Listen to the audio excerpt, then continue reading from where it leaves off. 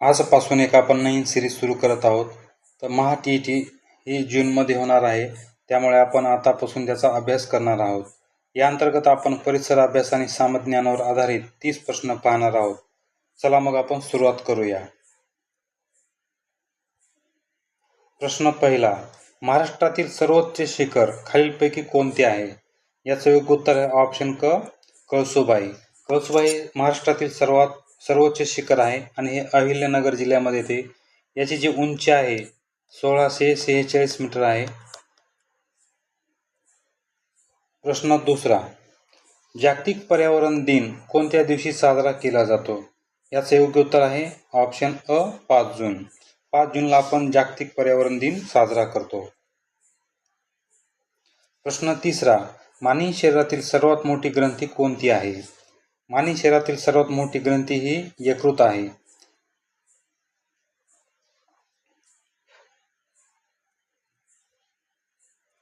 प्रश्न चौथा, भारतीय राज्यघटनेचे शिल्पकार कोणास म्हटले जाते?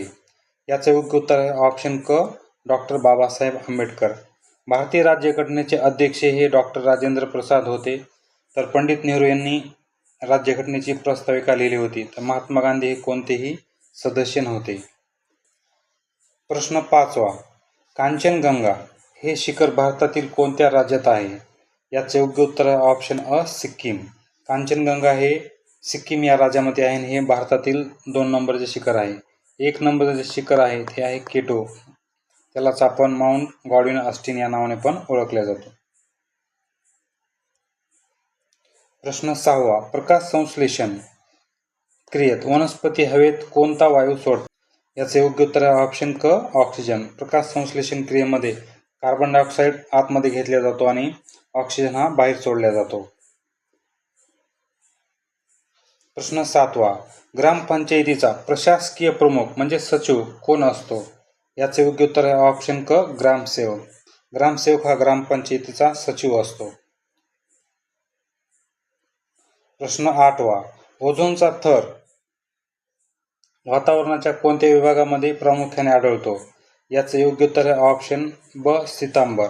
हा प्रश्न आताच केंद्र प्रमुख या परीक्षेला विचारण्यात आलेला आहे. प्रश्न 9वा, ठिबक सिंचन ही पद्धत कोणत्या पिकासाठी सर्वात जास्त फायदेशीर ठरते? याचे योग्य उत्तर आहे ऑप्शन ब, फळबागा. प्रश्न 10वा, रक्तातील हिमोग्लोबिन तयार होण्यासाठी कशाची आवश्यकता असते? याचे योग्य उत्तर आहे ऑप्शन ब, लोह. आणि लोह आपल्याला सर्वात जास्त कशातून मिळते? तर पालक या भाजीमधून. प्रश्न 11वा, आपल्या सूर्यमालेतील सर्वात मोठा ग्रह कोणता आहे? याचे योग्य उत्तर आहे ऑप्शन क, गुरु. गुरु हा आपल्या सूर्यमालेतील सर्वात मोठा ग्रह आहे. प्रश्न 12वा, पिण्याच्या पाण्याचे निर्जंतुकीकरण करण्यासाठी कशाचा वापर केला जातो?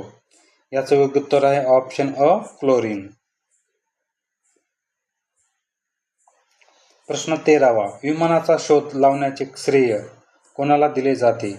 याचे योग्य उत्तर आहे ऑप्शन अ, राईट बंधू. राईट बंधूंनी 1903 मध्ये यशस्वी उड्डाण केले होते. प्रश्न 14वा, खालीलपैकी कोणता ऊर्जा स्रोत अक्षय म्हणजेच कधीही न संपणारा आहे? याचं योग्य उत्तर आहे ऑप्शन क, सौर ऊर्जा. सूर्यापासून मिळणारी ऊर्जा ही कधीच न संपणारी आहे, म्हणून त्याला आपण अक्षय ऊर्जा असे म्हणतो. तर कोळसा, नैसर्गिक वायू आणि खनिज तेल हे संपणारे आहे. प्रश्न 15वा, क्षेत्रफळाच्या दृष्टीने भारतातील सर्वात लहान राज्य कोणते आहे? याचे योग्य उत्तर आहे ऑप्शन ब, गोवा. तर 1 नंबरला कोणता आहे? राजस्थान. 2 नंबरला आहे MP म्हणजेच मध्य प्रदेश आणि 3 नंबरला आहे महाराष्ट्र. क्षेत्रफळाच्या दृष्टीने सर्वात मोठी 3 राज्य, पहिलं आहे राजस्थान, दुसरं मध्य प्रदेश आणि तिसरं महाराष्ट्र. प्रश्न 16वा, पांढरे सोने म्हणजेच व्हाईट गोल्ड कोणत्या पिकाला म्हटले जाते?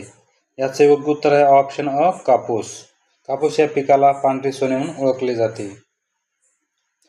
प्रश्न 17वा, मानवी शरीरातील सर्वात लहान हाड ज्याला आपण स्टेप्स या नावाने ओळखतो ते कोठे आढळते? याचं योग्य उत्तर आहे ऑप्शन क कान. कानामध्ये स्टेप्स हाड असते, ते सर्वात छोटे हाड आहे. प्रश्न 18वा. कोणार्क येथील प्रसिद्ध सूर्य मंदिर कोणत्या राज्यात स्थित आहे? याचं योग्य उत्तर आहे ऑप्शन अ ओडिसा. ओडिसामध्ये कोणार्क मंदिर आहे. प्रश्न 19वा. भारतीय राष्ट्रध्वजाची लांबी व रुंदी यांचे प्रमाण काय असते? याचे योग्य उत्तर आहे ऑप्शन अ 2:3. प्रश्न 20वा. अन्न शिजवताना उष्णतेमुळे कोणत्या जीवनसत्वाचा नाश सर्वात जास्त होतो? याचं योग्य उत्तर आहे ऑप्शन क जीवनसत्व क.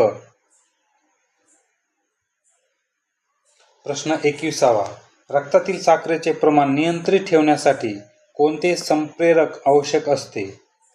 तर संप्रेरक कोणते आवश्यक असते? तर इन्शुलिन. आणि इन्शुलिन हे स्वादुपिंड जो असतो आपल्या शरीरामध्ये,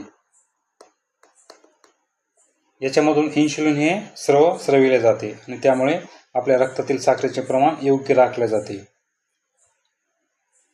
प्रश्न 22वा. अवकाशात जाणारा पहिला भारतीय नागरिक कोण? याचं योग्य उत्तर आहे ऑप्शन अ राकेश शर्मा. राकेश शर्मा हे 1984 मध्ये अवकाशात गेले होते आणि रशियाचं यान होतं, त्या यानामधून गेले होते. प्रश्न 23वा. महाराष्ट्रातील जायकवाडी हे धरण कोणत्या नदीवर आहे? याचे योग्य उत्तर आहे ऑप्शन क गोदावरी. आणि हे जायकवाडी धरण कुठं आहे? तर पैठण या ठिकाणी आहे. गोदावरीची जी सुरुवात आहे त्याला आपण उगमस्थान म्हणतो, ते आहे नाशिक जिल्ह्यातील त्र्यंबकेश्वर. आणि गोदावरी नदी ही बंगालच्या उपसागरात जाऊन मिळते. कृष्णा नदीचे उगमस्थळ हे आहे महाबळेश्वर. भीमा नदीचे भीमाशंकर. प्रश्न 24वा. राज्यसभेचे सदस्य होण्यासाठी वयाची किमान किती वर्ष पूर्ण असावी लागतात? याचे योग्य उत्तर आहे ऑप्शन ब 30 वर्षे. राज्यसभेचे सदस्य होण्यासाठी 30 वर्ष पूर्ण झालेली असली पाहिजेत आणि लोकसभेसाठी तीच मर्यादा आहे 25 वर्षाची. प्रश्न 25वा. पृथ्वीच्या वातावरणातील सर्वाधिक प्रमाणात आढळणारा वायू कोणता? याचं योग्य उत्तर आहे ऑप्शन क नायट्रोजन. नायट्रोजन जे आहे ते 78% वातावरणामध्ये सापडतो. प्रश्न 26वा. लोकसभेचा कार्यकाळ सामान्यतः किती वर्षाचा असतो? याचं योग्य उत्तर आहे ऑप्शन ब 5 वर्षाचा. तर राज्यसभा हा कधी विसर्जित न होणारे सभागृह आहे आणि त्यातील जे सदस्य असतात त्यांचा कार्यकाळ असतो 6 वर्षाचा.